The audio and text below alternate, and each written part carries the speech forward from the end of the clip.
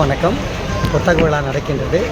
நூல்கள் வாசிப்பதில் நம்முடைய அறிவு விருத்தியாகும்.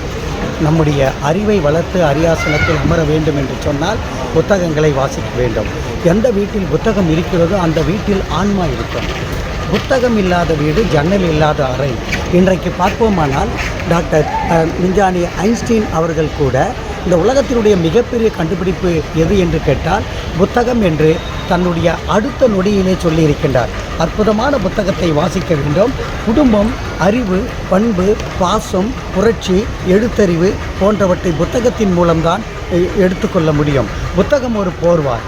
எந்த வீட்டில் புத்தகம் இருக்கிறதோ தன்னுடைய அத்தனை குடும்பமும் ஒரு பல்கலைக்கழகமாக மாறுகின்ற ஒரு அற்புதமான விஷயத்தை நாம் புத்தகத்தை வாசிக்க வேண்டும்.